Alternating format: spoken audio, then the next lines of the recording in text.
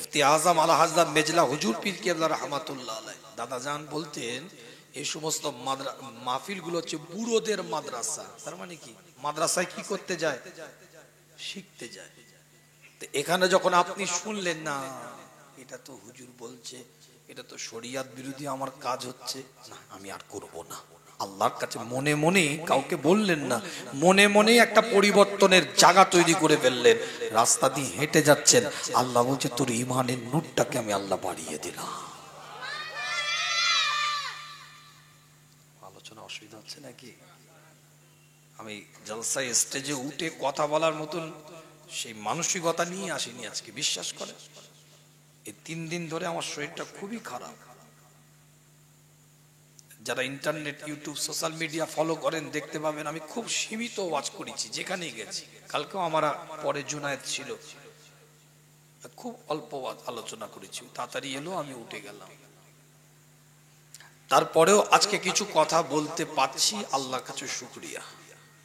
সোনাখালী বাজারে গেছি জলসায়, বাসন্তী পার করে সোনাখালী বাজার, অধিকার কিছু নেই, পানি বাজারে জলসা করছি, চতুর্দিকে গায়ের কম ভরা, অন্য স্বজাতির মানুষ ভরা। আমার এমন অবস্থা গলার, আমি দুটো কথা বলতে পারছি না, এমন অবস্থা। লোক উঠে, হাজার হাজার লোক দাঁড়িয়ে আছে, লোক উঠে দাঁড়িয়ে বলছে হুজুর, যখন নিয়ে যাচ্ছে আমাকে, বলছে হুজুর আপনার চেহারা দেখবো, বাস্তব পরের কথা, আপনি আমার পীরের আওলাদ। কথা কিছু বুঝতে পারছে? আমি তো বক্তা হিসাবে আসিনি, আপনার পীরের আওলাদ হিসাবে এসেছি। আর যেখানে যাই আমি একটা কথা বলে দিই, দেখো বক্তা হিসাবে দাওয়াত করলে ইন্টারনেটে বহুত ভাইরাল বক্তা ঘুরে বেড়াচ্ছে, দাওয়াত করে নাও না হুজুর পীরের আওলাদ, হ্যাঁ পীরের আওলাদ হিসাবে দাওয়াত করবে, তোমার পীরের আওলাদ তোমার গ্রামে এসেছি আমি। কি ভাই কথা ঠিক না? অবশ্যই এসেছি যখন বকতে হবে, বকাটা শরিয়ত বিরোধী নয়, শরিয়ত অনুযায়ী প্রত্যেকটা কোটেশন ভিত্তিক কথা বলছি, একটু বোঝার চেষ্টা করেন। 3 নম্বর বৈশিষ্ট্য হবে ওয়া আলা রাব্বিকিম ইয়াতাওয়াক্কালুন, তারা আল্লাহর উপরে ভরসা রাখবে। জোরে বলে, ঘাবড়ে যাবে না। ওয়া আলা রাব্বিকিম ইয়াতাওয়াক্কালুন এর তাফসীর এসেছে এতটাই তারা ভরসা রাখবে, দুনিয়ার সব কিছু শেষ হয়ে যাবে, তারা রবের দিকে তাকিয়ে থাকবে, আমার আল্লাহ আমার উপরে রহমতটা দান করবে।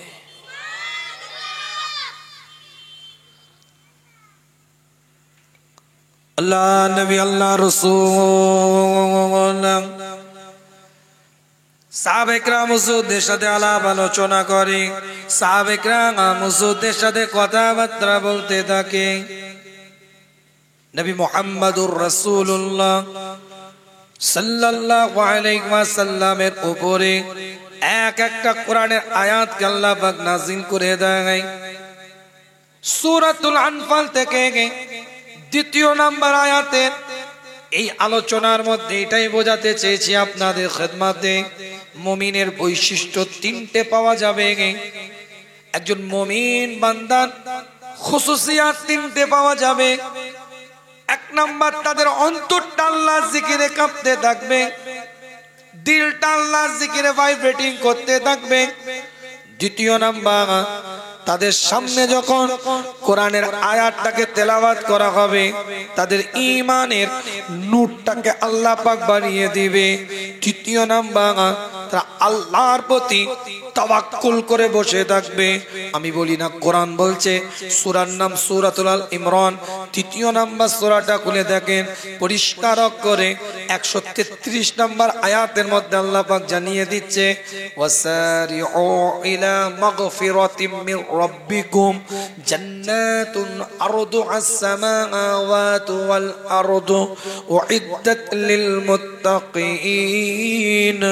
আল্লাহ কোরআনের মধ্যে এলান করে দেয়, তোমরা নিজেদেরকে ওই রাস্তায় ধাবিত করো, তোমরা নিজেদেরকে ওই রাস্তায় পরিচালিত করো যেই রাস্তার মধ্যে ওয়াসারিউ ইলা মাগফিরাতিম মির রাব্বিকুম, আমি আল্লাহ আমার পক্ষ থেকে ক্ষমা আছে, মাফ আছে, সেই রাস্তায় তোমরা নিজেদেরকে পরিচালিত করো। বান্দা মনে রাখবে, আমি আল্লাহ শুধু ক্ষমা করি এটা নয়, ওয়া জান্নাতিন আরদুহাস সামাওয়াতু ওয়াল আরদু, আমি আল্লাহ তোমাদের জন্য একটা জান্নাত বরাদ্দ করে রেখে দিলাম। ভালো করে বুঝবেন, আল্লাহ বলছে তোমরা ওই রাস্তায় নিজেদেরকে পরিচালিত করো। কোন রাস্তায়? যেই রাস্তায় ক্ষমা আছে। ক্ষমা কারা চাইবে? অপরাধী যে, সে তো ক্ষমা চাইবে। যে অপরাধ করেছে সে তো নিজেকে অপরাধী বলে মনে করবে, তবেই তো আল্লাহর কাছে বলবে আল্লাহ আমি ভুল করছি। আল্লাহ কাকে গাইড করছে? নামাজি নয়, রোজাদারকে নয়, কথা বলে না কেন, যাকাত দেনাওয়ালাদেরকে নয়, হাজকারীদেরকে নয়, টুপিওয়ালা, দানিওয়ালা, জুব্বাওয়ালা, পাগড়িওয়ালা, আজকানওয়ালা, আলখাল্লাওয়ালা, নামাজি, দিনদার, নেককার, আল্লাহওয়ালা মানুষকে আল্লাহ বলছে না, আল্লাহ অপরাধীকে বলছে। ভুল পথে ট্র্যাকে চলেছে, অন্য রাস্তায় নিজেকে পরিচালিত করেছে, অন্য রাহে, অন্য রুটে, শরিয়াত বিরোধী, দিন বিরোধী, ইসলাম বিরোধী, কোরআন বিরোধী, শরিয়াতের মূল নীতির বাইরে কাজ করেছে। আরে কাজ রাস্তার বাইরে করেছে বলে তো রাস্তায় উঠতে বলছে। কথা বলে না কেন? ভুল রাস্তায় পরিচালিত নিজেকে করেছে বলে তো আল্লাহ সঠিক রাস্তা দেখাচ্ছে। আল্লাহ কি বলছেন? ওয়াসারিউ ইলা মাগফিরাতিম মির রাব্বিকুম, তোমরা নিজেদেরকে ওই রাস্তায় পরিচালিত করো যেই রাস্তার মধ্যে আমি আল্লাহ আমার পক্ষ থেকে ক্ষমা আছে। ওয়া জান্নাতিন আরদুহাস সামাওয়াতু ওয়াল আরদু, এবং জান্নাত বরাদ্দ করে রেখে দিয়েছি কাদের জন্য? উইদ্দাত লিল মুত্তাকিন, মুত্তাকি যারা তাদের জন্য। জোরে বলে আল্লাহ নবী আল্লাহ রাসূলের উপরে কোরআনের আয়াতটাকে আল্লাহ নাজিল করে দেয়। সূরাতুল আল ইমরানটা খুলে দেখেন, এটা 133 নম্বর আয়াত। 134 নম্বর আয়াতের মধ্যে আল্লাহ পাক জানিয়ে দিচ্ছে পরিষ্কার অক্ষরে, মুত্তাকি কারা, মুত্তাকির বৈশিষ্ট্যটা কি হবে, মুত্তাকির খুসুসিয়াতটা কি হবে। আগে সূরাতুল আনফালের 2 নম্বর আয়াতটা দিয়ে মুত্তাকির বৈশিষ্ট্য নিয়ে আলোচনা করেছি, মুত্তাকির খুসুসিয়াত নিয়ে কথাবার্তা বলেছি। এটা সূরাতুল আল ইমরানের 134 নম্বর আয়াতে মুত্তাকির বৈশিষ্ট্যর কথা বলতে গিয়ে আমি বলি না, কোরআন বলছে আল্লাযীনা ইউনফিকুনা ফিস সাররাই ওয়াদ দাররাই ওয়াল কাযিমিনাল গায়যা ওয়াল আফিনা আনিন নাস ওয়াল্লাহু ইউহিব্বুল মুহসিনিন। আমি বলি না, কোরআন জানিয়ে দেয় মুত্তাকি তারা যাদের হাতটাকে দানের জন্য উন্মুক্ত করে রেখে দিয়েছে, কৃপণ নয়, বখিল নয়, কঞ্জুস নয়, দানের হাতটা উন্মুক্ত যারা থাকে, যারা দানশীল হয়, তারাই হচ্ছে মুত্তাকি।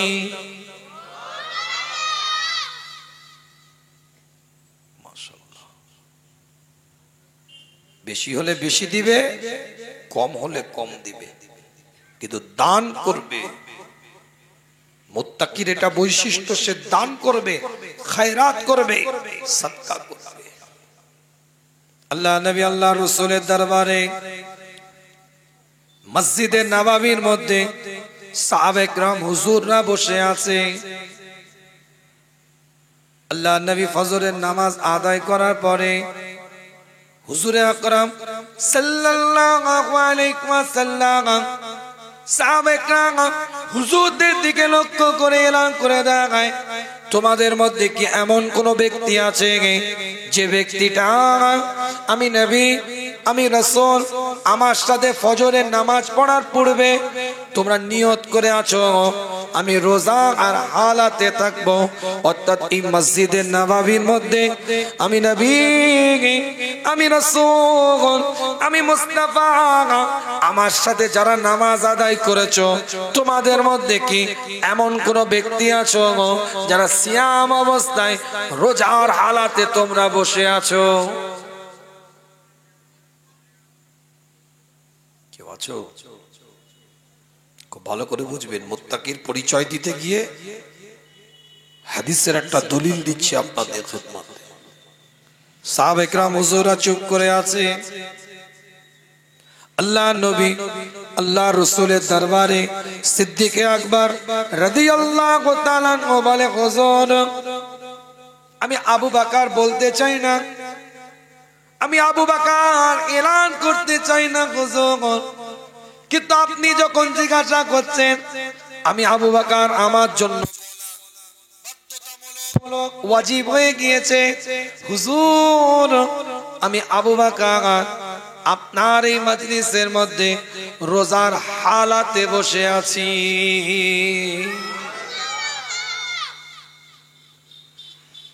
দ্বিতীয়বার হুজুর প্রশ্ন করেন, তোমাদের এই মাহফিলের এই মজলিসের মধ্যে এমন কোন ব্যক্তি আছো কিনা যে ব্যক্তিটা আমি নবী আমার পিছনে ফজরের নামাজ পড়ার পূর্বে ইয়াদাতুল মারিজ কোন অসুস্থ ব্যক্তিকে দেখার পরে ফজরের নামাজে জামাতে এসেছো, এই রকম ব্যক্তি কেউ আছো কিনা? কোন বিমারগ্রস্ত মানুষের খবর নেওয়ার পরে আমি নবী আমার দরবারে এসেছো, এমন কোন ব্যক্তি তোমাদের মধ্যে কেউ আছে কিনা? আল্লাহ নবী মুহাম্মদুর রাসূলুল্লাহ সাল্লাল্লাহু আলাইহি ওয়াসাল্লামের দরবারে সাহাবায়ে কেরাম হুজুররা বসে আছে, সিদ্দিক আকবর রাদিয়াল্লাহু তাআলা আনহু বসে আছে, হযরত ওমর ইবনুল খাত্তাব রাদিয়াল্লাহু তাআলা আনহু বলে, হুজুর আমি এই তো সকাল হচ্ছে, কে কার খবর নিতে যাবে? সকাল তো কেবল মাত্র হচ্ছে। আল্লাহ নবী আল্লাহ রাসূলের দরবারে হযরত আবু বকর সিদ্দিক রাদিয়াল্লাহু তাআলা আনহু আস্তে করে হাতটা তুলে বলে, ইয়া রাসূলুল্লাহ, ইয়া হাবিবাল্লাহ, হুজুর আব্দুর রহমান ইবনে আউফ আজ 3 দিন ফজরের নামাজে আসে না। আমি চিন্তা করলাম সে যদি বিমারে না থাকে ফজরের নামাজ তো কাজা করবে না, ফজরের নামাজে জামাত তো মিস করবে না। এটা দেখার জন্য আমি নিজে তাহাজ্জুদের নামাজ আদায় করে টুকটুক করে তার বাড়ির দিকে গেলাম। যাওয়ার পরে লক্ষ্য করে দেখি হুজুর আব্দুর রহমান ইবনে আউফ নিজে ফজরের নামাজের জন্য প্রস্তুতি নিয়ে বসে আছে, সে বিমারে আছে। হুজুর আমি আব্দুর রহমান ইবনে আউফের খবর নিয়ে, বিমারগ্রস্ত মানুষের মরিজ ব্যক্তিটার খবর নিয়ে আমি আপনার দরবারে বা জামাতের সাথে নামাজ পড়ার জন্য মসজিদে নববীতে কাতারে কাতারে এসে দাঁড়িয়ে গিয়েছি।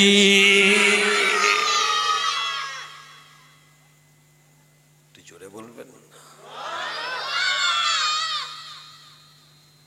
একজন 25 নাম্বার পেয়ে পাশ করেছে আর একজন লেটার মার্ক পেয়ে পাশ করেছে, দুটো পাশ করা কি এক হবে? সবাই তো সাহাবা বসে আছে ওখানে, সবাই একই ক্লাসের ছাত্র, মুস্তাফার হাতে হাত দিয়েছে মানে একই ক্লাসের ছাত্র। তাবিঈনের হাতে, আপনার কে বলে সাহাবাদের হাতে হাত দিয়েছে তাবিঈন না, সমস্ত তাবিঈন কিন্তু একই ক্লাসের ছাত্র, একই পর্যায়ে। 1,25,000 সাহাবা আমার রাসূলের হাতে হাত দিয়েছে, মুস্তাফার হাতে হাত দিয়েছে, তাজেদারে হারামের হাতে হাত দিয়েছে, মদিনা দুলালের হাতে হাত দিয়েছে, ইমামুল মুরসালিনের হাতে হাত দিয়েছে, ইমামুল কিবলাতাইনের হাতে হাত দিয়েছে।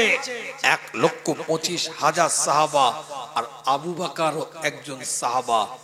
সমস্ত সাহাবা আর আবু বকর কিন্তু এক নয়। প্রমাণ হচ্ছে না? হয়নি? কোয়ালিটি আলাদা, র্যাম আলাদা, প্রসেসর আলাদা, হার্ড ডিস্ক আলাদা মোবাইলের, আছে না? না, ফ্রি চার্জ দেখছেন কেন? এই মোবাইলটা এইভাবে এইরকম, আচ্ছা সবই অ্যান্ড্রয়েড, কিন্তু কোয়ালিটি আলাদা। আইফোন একটা কোয়ালিটি, স্যামসাং একটা কোয়ালিটি, ভিগো একটা কোয়ালিটি, এমআই একটা কোয়ালিটি। সবই শাল, কিন্তু শালেরও কোয়ালিটি আছে। সবই টুপি, টুপিরও কোয়ালিটি আছে। সবই জামা, জামারও কোয়ালিটি আছে। সবই বাইক, বাইকেরও কোয়ালিটি আছে। আমার কথা কিছু বুঝতে পারছেন? এতগুলো সাহাবা বসে আছে, খুব ভালো করে বুঝবেন। তিনটা আয়াত বলেছি আপনাদেরকে, এই হাদিসটা নিয়ে আলোচনা করছি আপনাদের খেদমতে। আল্লাহ নবী, আল্লাহ রসুল বলছেন, কোন অসুস্থ ব্যক্তির বাড়ি থেকে যদি কেউ বেরিয়ে আসে, তাকে দেখার পরে, অসুস্থ ব্যক্তিটাকে দেখার পরে ওই বাড়ি থেকে বেরিয়ে এসেছে, যতটুকুন তার বাড়িতে আসতে সময় লাগবে, এই সময়ের মধ্যে আল্লাহর কাছে ওই বান্দাটা যে দোয়া চাইবে, আমার আল্লাহ সেই দোয়াটাকে কবুল করে নেবে। কত বড় নিয়ামত চিন্তা করে আল্লাহ নবী। নবী মুহাম্মদ রাসূলুল্লাহ সাল্লাল্লাহু আলাইহি ওয়াসাল্লাম সাহাবেরা হুজুরদের সাথে আলাপ আলোচনা করতে থাকে, সাহাবেরা হুজুরদের সাথে কথাবার্তা বলতে থাকে। আল্লাহ নবী মসজিদের নববীর মধ্যে বসে আছেন। কোন মসজিদের নববী?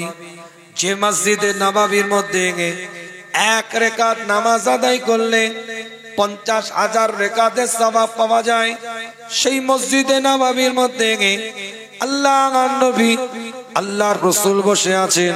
হুজুর আমার এলান করে দেয়, মসজিদে নববীর মধ্যে বসে থাকা অবস্থায় হুজুর আমার জানিয়ে দেয়, আমি নবী, আমি রাসূল, আমার সাথে যদি কেউ এই মসজিদের নববীর মধ্যে 1 মাস ইতিকাফ করে, 1 মাস যদি ইতিকাফ করে, আমি নবী, আমার সাথে যদি কেউ 1 মাস ইতিকাফ করে, আমি রাসূল আমার মসজিদে নববীর মধ্যে যদি কেউ 1 মাস ইতিকাফ করে, আমার আল্লাহ, আমার মাওলা, আমার পরওয়ারদিগার তাকে যে সওয়াবটা দান করবে, তাকে যে মর্যাদাটা দান করবে, তাকে যে মর্তবাটা দান করবে, ওই মানুষটা যদি অপরের উপকার করার জন্য, অসহায় মানুষের পাশে দাঁড়াবার জন্য, বিপদগ্রস্ত মানুষকে সহযোগিতা করার জন্য যদি কেউ 1 কদম আগিয়ে দেয়, আমি নবী আমার সাথে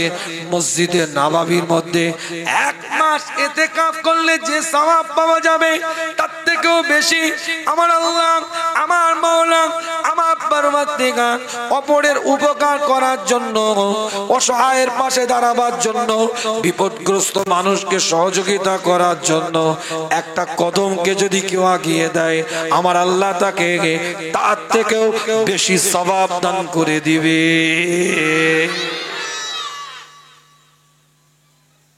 জুড়ে বলবেন না সুবহানাল্লাহ। মসজিদের নববীর মধ্যে আমি নবী আমার মারকাজে বসে 1 মাস ইতিকাফ করলে যে সওয়াব, তার থেকেও বেশি সওয়াব আল্লাহ দিবে অপরের উপকার করার জন্য, অসহায়ের পাশে দাঁড়াবার জন্য যদি কেউ 1টা কদমকে আগিয়ে দেয়।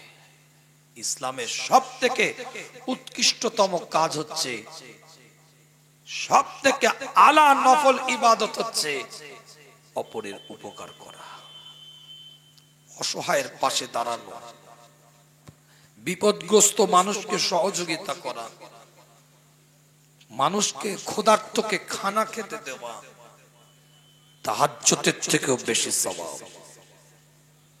মনে রাখবেন, ছোট্ট করে কথাটা বলে দিয়ে যাচ্ছি আপনাদেরকে। একজন ইহুদি রাস্তা দিয়ে হেঁটে হেঁটে যাচ্ছে, মুমিনের পরিচয় শুনবেন তো, আলোচনা তো এখানে।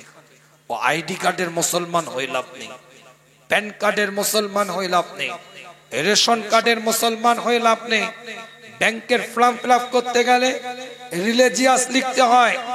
ওই রিলিজিয়াস কোন ধর্মতে আপনি বিলং করছেন সেই রিলিজিয়াসের মুসলমান হয়ে লাভ নেই। ওই ব্যাংকের ফর্ম ফিল আপ করা মুসলমান হয়ে লাভ নেই। অনলাইন পাসপোর্টের ফর্ম ফিল আপ করতে গেলে রিলিজিয়াস লিখতে হয়, ধর্ম লিখতে হয়। আপনি কোন ধর্মতে বিলং করছেন ও রিলিজিয়াস ওই অনলাইন পাসপোর্টের ফর্ম ফিল আপ করা মুসলমান হয়ে লাভ নেই। হাঁটা চলা, কথাবার্তা, কার্যকলাপ, উঠা বসা, চাল চলন, আখলাক, ব্যবহারের মধ্যে মুসলমানিত্বের পরিচয় ফুটিয়ে তুলতে হবে। পৃথিবীর কাউকে পরিচয় দিতে হবে না, আপনার কাজ বলবে আপনি মুসলমানের বাচ্চা। কথা ঠিক না? আমি হুজুরের ছেলে, আমাকে গ্লাভস পরিয়ে দিয়েছেন, ব্যাট পরিয়ে দিয়েছেন, মাথায় হেলমেট দিয়ে দিয়েছেন, হাতে ব্যাট দিয়ে দিয়েছেন, মাঠে নামিয়ে দিয়েছেন, বল করেছেন, বোল্ড হয়ে গেল। আপনি ব্যাট ধরা দেখেই বলবেন না হুজুর প্লেয়ার নয়। ড্রেস পরলে কি হবে? প্লেয়ার নয়। কথা কিছু বুঝতে পারছেন না? ফুটবলের জার্সি গায়ে দিয়ে বুট টুট পরিয়ে মাঠে নামিয়ে দিয়েছেন আপনি আমাকে। আমি নিজের পায়ে জড়িয়ে নিজেই মাঠে পড়ে যাচ্ছি, দৌড়াতে পারছি না। কি বলবেন আপনি? হুজুর জার্সি পরে নেমেছে, জীবনে মনে মাঠে নামেন না। আর আমি এই ড্রেসে আছি, টুপি আছে, গায়ে পাঞ্জাবি আছে, শরীরে এই সেম পোশাক। আপনি একটা বল ছুড়ে দিলেন, আমি ক্যাচটা নিলাম। আপনি ক্যাচ ধরা দেখে বলবেন না হুজুর মনে আগে খেলতো। আপনি ফুটবলের শটটা আমাকে মারলেন, আমি বুকে করে বলটাকে নাবিয়ে পায়ের মধ্যে নিয়ে এসে আস্তে করে বাড়িয়ে দিলাম, পাস দিয়ে দিলাম। মনে করবেন না হুজুর মনে আগে খেলতো। ইউনিফর্ম পরলে, পোশাক পরলে, জার্সি গায়ে দিলে প্লেয়ার হওয়া যায় না, মাঠে খেলা দেখাতে হয়। উদাহরণ দিচ্ছি, কথাটা ব্যাখ্যা ভুল নেবেন না। ইউনিফর্ম পরলে, পোশাক পরলে, জার্সি গায়ে দিলে প্লেয়ার হওয়া যায় না, মাঠে খেলা দেখাতে হয়। মাঠে খেলা দেখাতে হয় তাকে। ঠিক ওই রকম টুপি, এটা মুমিনের বাহ্যিক পরিচয়। দাড়ি, এটা মুমিনের বাহ্যিক পরিচয়। পাঞ্জাবি, জুব্বা, আলখাল্লা, জামা, এটা মুমিনের বাহ্যিক পরিচয়।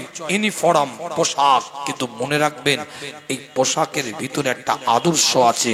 যদি সেই আদর্শটাকে ফুটিয়ে না তুলতে পারেন, টুপি মাথায় আছে, মুখে দাঁড়িয়ে আছে, গাল দিচ্ছেন মুখ দিয়ে, গীবত করছেন মুখ দিয়ে, পরচর্চা করছেন, পরনিন্দা করছেন, গায়ে আপনার হাঁটু পর্যন্ত পাঞ্জাবি গাঁট পর্যন্ত নিয়ে ভাইয়ের সম্পত্তি জোর করে নিজের নামে রেকর্ড করছেন, বোনের হক দিচ্ছেন না, বুঝে নিতে হবে এই জার্সি গায়ে দিয়েছে, প্লেয়ার হতে পারেনি।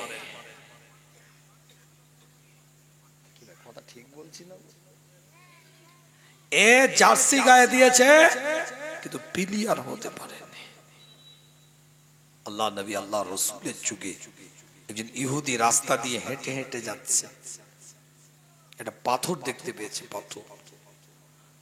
আল্লাহ নবী, আল্লাহ রাসূলের যুগে ইহুদিটা পাথরটাকে হাতে করে তুলে নেয়, চিৎকার আওয়াজ দিয়ে ইহুদিটা আওয়াজ দিয়ে বলতে থাকে, এটা মুসলমানের যাওয়ার পথ নয়, এটা মুসলমানের যাওয়ার রাস্তা নয়, এই রাস্তা দিয়ে মুসলমান যায় না, মুসলমান এই পথটা দিয়ে হাঁটে না। সঙ্গী মানুষটা বলছে, তুমি এত স্যাঙ্গুইন কি করে, এত কনফিডেন্স কি করে তোমার? এই রাস্তায় কোনো মুসলমান যায় না, এই রাস্তায় কোনো মুসলমান হাঁটে না, এত কনফিডেন্স তোমার কি করে, এত স্যাঙ্গুইন কি করে তুমি?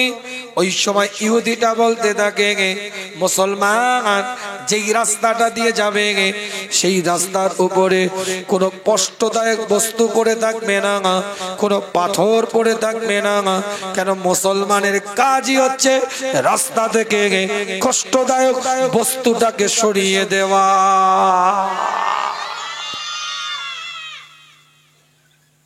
আজ আর আমাদের ঢালাই রাস্তার গাড়ি রাখা দেখে বলছে, বাইক রাখা দেখে মোল্লার বাচ্চা দেখে গেছে। গুটকা খেয়ে পিক ফেলা দেখে বলছে ঠিক মোল্লার বাচ্চা ফেলেছে, সভ্যতা নাই।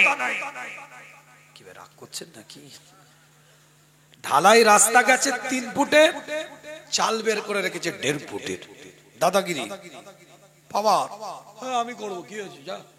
আরে শরিয়াত তোমাকে প্রাধান্য দিচ্ছে না, তুমি দাদাগিরি দিলে হবে নাকি?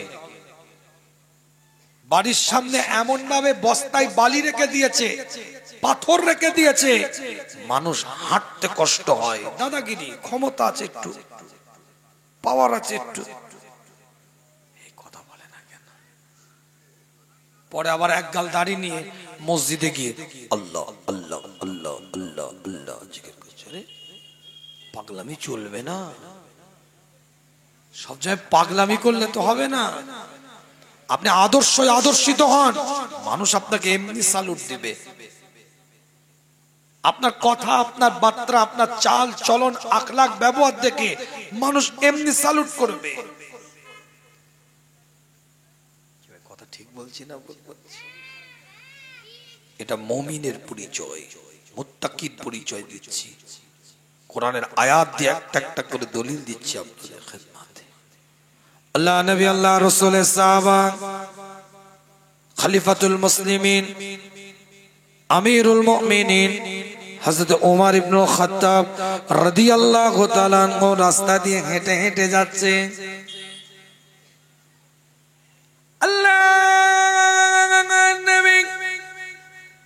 নবী মুহাম্মদ রাসূলুল্লাহ সাল্লাল্লাহু আলাইহি ওয়াসাল্লাম সাহাবা হযরত ওমর ইবনে খাত্তাব রাদিয়াল্লাহু তাআলা আনহু কাফেলা নিয়ে যাচ্ছেন। হঠাৎ করে ফজরে, হঠাৎ করে আসরের ওয়াক্ত হয়ে যায়। ওমর ইবনে খাত্তাব আসরের নামাজটা পড়বেন বলে নির্দিষ্ট একটা জায়গায় দাঁড়িয়ে উযু করতে আরম্ভ করে দিয়েছে, উযু করতে শুরু করে দিয়েছে। চতুর্দিক থেকে আহলে কিতাবরা, চতুর্দিক থেকে ভিন্ন স্বজাতির মানুষেরা, ভিন্ন সম্প্রদায়ের মানুষেরা, ভিন্ন রিলিজিয়াসের মানুষেরা হযরত ওমর ইবনে খাত্তাবকে ঘিরে ধরেছে। চিৎকার আওয়াজ দিয়ে বলে, আপনি আমাদের রাষ্ট্রনায়ক, আপনি আমাদের রাষ্ট্রপ্রধান, আপনি আমাদের নেতা, আপনি আমাদের সরদার। আমরা আপনার জন্য আমাদের উপাসনালয়টাকে খুলে দিলাম, আমাদের গির্জাটাকে খুলে দিলাম। আপনি আপনাদের নামাজটা আমাদের উপাসনালয়ের মধ্যে, ইবাদতগাহের মধ্যে, আমাদের গির্জার মধ্যে আপনি আদায় করেন। কি বলছে বুঝতে পারছেন? খুব ভালো আদর্শ। অসুবিধা হচ্ছে নাকি আপনার? একদম টুকটুক করে আলোচনা আগিয়ে নিয়ে যাচ্ছে। 3টে আয়াত মনে রাখবেন, নাহলে গুলিয়ে যাবে। ওখান থেকে মুমিনের পরিচয় দিচ্ছে। মুসলমান শুধু নিজের আত্মীয়ের সাথে ভালো ব্যবহার করবে তা নয়, যে কোনো স্বজাতির মানুষের সাথে ভালো ব্যবহার করবে। তার হাসি বলবে মুমিনের বাচ্চা, তার চাউনি বলবে মুমিনের বাচ্চা। কিতাবটা খুলে দেখেন, উজু টুজু করে আস্তে আস্তে টুকটুক করে ওই গির্জার মধ্যে ঢুকে ওমর ইবনে খাত্তাব দাঁড়িয়ে গেছে। আল্লাহ নবী, আল্লাহ রাসূলের সাহাবা ওমর ইবনে খাত্তাব রাদিয়াল্লাহু তাআলা আনহু সাহাবে কেরাম হুজুর দেখে নিয়ে কাতারে কাতারে দাঁড়িয়ে গিয়েছেন। ইকামত আরম্ভ হবে, ইকামতটা দেওয়া হবে। হঠাৎ করে ওমর ইবনে খাত্তাব আওয়াজ দিয়ে বলে, আমরা এই গির্জার মধ্যে, আমরা এই উপাসনালয়ের মধ্যে, আমরা এই ইবাদতগাহের মধ্যে আমরা নামাজটাকে আদায় করব না, আমরা বাইরে গিয়ে আদায় করব। বাইরে চলে আসলেন, ইমামতির দায়িত্ব পালন করলেন। সাহাবায়ে কেরাম হুজুর দেখে নিয়ে ওমর ইবনে খাত্তাব তৎকালীন যুগের রাষ্ট্রনায়ক, তৎকালীন যুগের রাষ্ট্রপ্রধান, তৎকালীন যুগের নেতা সরদার, গোটা পৃথিবীর অর্ধাংশ পরিচালনা করে হযরত ওমর ইবনে খাত্তাব নিজে নামাজের ইমামতির দায়িত্ব পালন করে আসরের কাসার মুসাফির হালাতে 2 রাকাত নামাজ আদায় করে সালাম যখন ফেরালেন, চতুর্দিক থেকে ইহুদিরা বলতে থাকে, আপনি কেন আমাদের গির্জার মধ্যে, আপনি কেন আমাদের উপাসনালয়ের মধ্যে, আপনি কেন আমাদের ইবাদতগাহের মধ্যে নামাজটাকে আদায় কেন আপনি করলেন না? ওমর ইবনুল খাত্তাব আওয়াজ দিয়ে বলে, এখানে আমরা সংখ্যাগুরু, তোমরা এখানে সংখ্যালঘু। আজ যদি আমি ওমর ইবনুল খাত্তাব তোমাদের ইবাদতগাহের মধ্যে, তোমাদের উপাসনালয়ের মধ্যে, তোমাদের গির্জার মধ্যে আমি যদি নামাজটা আদায় করতাম, পরবর্তী প্রজন্ম দাবি করত ওমর ইবনুল খাত্তাব যে মসজিদে নামাজ, যে আপনার কি বলে গির্জাতে নামাজ পড়েছে, ওটা গির্জা নয়, মসজিদ তৈরি করতে হবে। পেশাব দিতে পারে তারা, তোমাদের কষ্ট দিতে পারে তারা, তাই তোমাদের দিকে লক্ষ্য করে আমি গির্জার মধ্যে নামাজ আদায় না করে বাইরে এসে 2 রাকাত আসরের কসর নামাজ আদায় করলাম। মানবতা আমাদেরকে শিখাবে। আমরা সংখ্যাগুরু, ওমর ইবনুল খাত্তাব বলছি, মেজরিটি পার্সেন্ট আমরা এখানে বসবাস করি, তোমরা মাইনরিটি, কম সংখ্যক। আমি ওমর ইবনুল খাত্তাব তোমাদের রাষ্ট্রনায়ক, তোমাদের রাষ্ট্রপ্রধান, আমার সম্মানে তোমরা তোমাদের উপাসনালয়টাকে খুলে দিচ্ছ, ইবাদতগাহটাকে খুলে দিচ্ছ, কিন্তু আমি যদি ওখানে নামাজ পড়ে বেরিয়ে আসি, এটা একটা দলিল হয়ে যাবে আমার স্বজাতির মানুষের কাছে, তারা তোমাদেরকে পরবর্তীতে দাবি করতে পারে ওমর নামাজ পড়েছে, আর গির্জা নয় মসজিদ তৈরি করতে হবে, আমার রাষ্ট্রীয় অধীনস্থ তোমরা। এটা যদি আমি করে থাকি, তোমাদের ক্ষতি হলে আল্লাহর দরবারে জবাবদিহি করতে হবে। এটা ইসলাম। কি বুঝাতে পারছি না? বুঝাতে পারছি?